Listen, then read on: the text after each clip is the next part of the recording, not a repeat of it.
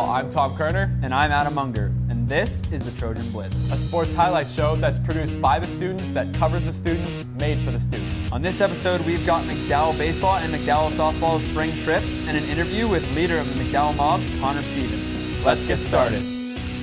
Lady Trojan lacrosse starting us off for the spring season of the Trojan Blitz against Fairview at home on March 25th. Early first half action, Jada Camino takes it out from the X, goes 5-hole on Natasha Williams to give McDowell the early lead. Later on, Alina Naretko finds Brianna Morosky, who puts it top shelf past Williams to give McDowell a 2-0 lead. However, Allie Hart wouldn't let the Tigers fade away as she put two quick ones past McDowell goalkeeper Kara Olsen. Later on in the half, Anna Gebhardt also got in on the scoring for the Tigers to make it an even game. However, on the 8-meter, Brianna DeLong puts the Trojans back up. Jada Camino looking for some work from X. Quick roll move for the inside finish to give the Trojans a bigger lead headed into halftime. Fairview almost squared it up. However, Kara Olsen with the kick save. Trojan top 5 nominee, no goal on the play. Moving you ahead to second half action. Tina Skelly on the backdoor cut puts it stick side low past Williams to keep building the McDowell lead.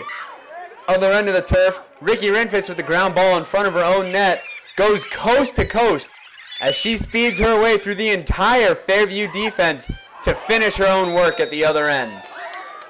Fairview had some opportunities to get back into this one, but Kara Olsen stuffs Cassandra George on the stick save. Tina Skelly at the other end after the ground ball in the 8-meter puts it top shelf past Williams. It was simply too little too late for the Tigers as Sylvia Grack, the sophomore, scores one more for good measure as the Trojans win 11-8. Welcome to the McDowell Minute.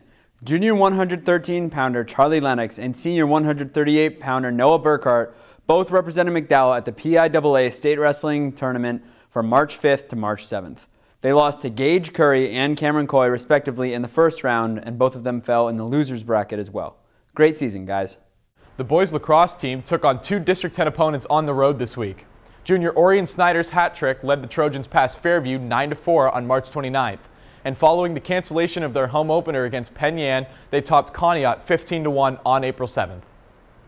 The girls lacrosse team took on Brecksville and Cardinal Mooney at the Cardinal Mooney Tournament in Youngstown, Ohio.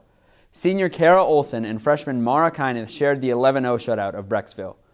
Junior Brianna Morosky scored 4 straight goals to lead a comeback against Cardinal Mooney in a 12-10 victory. And the McDowell Minute is headed to extra time.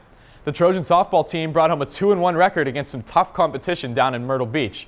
They lost their first game to Virginia McLean 7-3, but pitcher Megan Krause, who pitched all 22 innings during the trip, led the Trojans to a victory on April 2nd and on April 3rd. They topped Cloudland 7-3 and Riverside 3-2 in extra innings. The boys tennis team was swept by the Fairview Tigers in their home opener. After several cancellations due to weather, they swept the General McLean Lancers, winning all 3 singles matches and both doubles matches. The men's volleyball team kicked off their season on March 28th at the Northeastern Tournament with a rigorous 7-game schedule. They won their following game against Farrell on April 2nd in straight sets by a score of 25-15, 25-17, and 25-22. That's all we've got for the McDowell Minute. Trojan Blitz is heading down south to Dodgertown, Florida, where the McDowell Trojan baseball team is playing in their opening tournament of the year.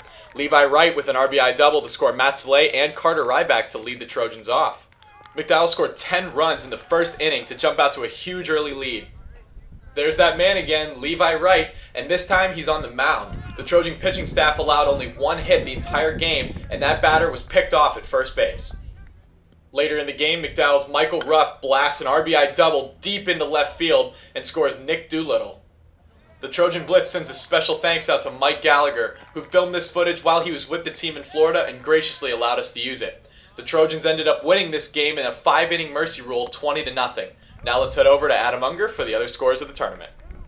Junior Landon O'Donnell led the way against West Jessamine on the mound with 6 2/3 inning of work en route to a 4-2 win. The bullpen took a break against Susan E. Wagner as the bats lit up for 18 hits and a 15-2 blowout. In a rematch against the Falcons, junior Jake Snagaki led the way with a complete shutout on the mound and a 2-run inside the park home run.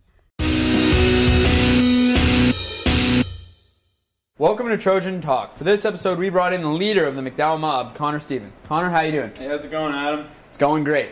So heading into the school year, having graduated Eli Kerr, Anthony Achille, what was it like assimilating to the head of the McDowell mob? Well, it was pretty daunting walking in with huge shoes to fill. And I walked in and I never really wanted to attempt to be an Eli or a Chili or anything like that. My goal was to really be a Connor Stephan. Like originality. Originality. I didn't want to like copycat anyone. I wanted to do my own thing and do that. And my co-partner, my partner, John Steinley, owe him the world. He was there every step along the way. Deserves just as much credit. Couldn't have done it without him. Primetime Steins, Johnny Discus. So me and him, we walked in. We weren't really looking to like fill shoes. We were just looking to have fun, have school spirit, and get rowdy. How much fun has it been this year? Like, do you think you can put that into words for us? This year was just so much fun.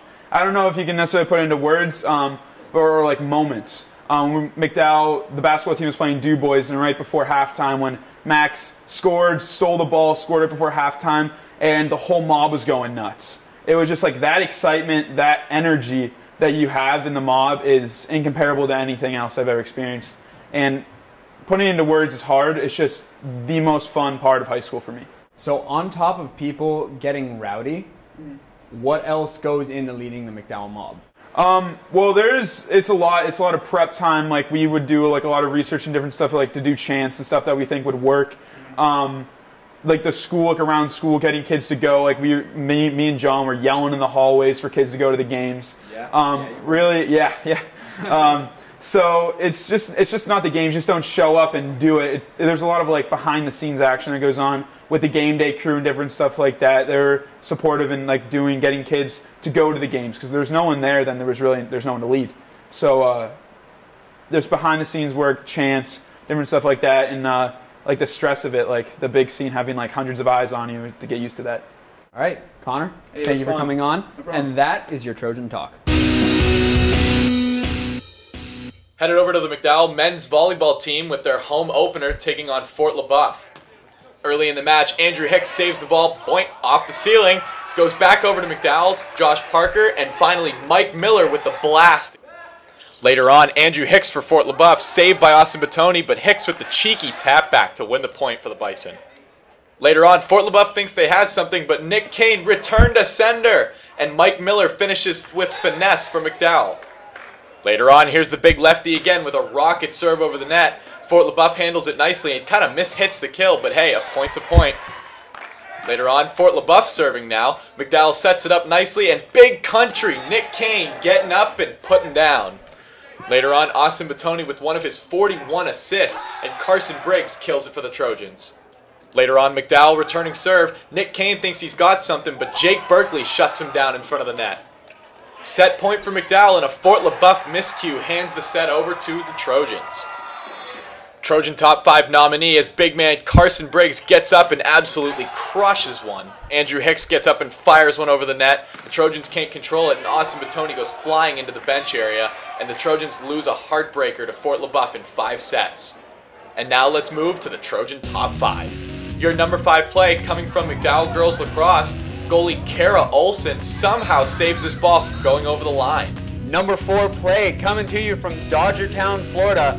The McDowell bullpen faced only 15 hitters against Penn Yan Academy on the way to a 20-0 blowout victory.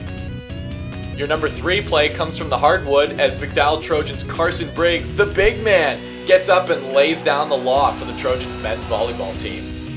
Number 2 play, a hustle play from McDowell girls lacrosse defender Ricky Rinfus, picks up the ball 10 yards in front of her own net and runs coast to coast to get the hard-working defense some credit on the stat sheet, finishes down low at the other end.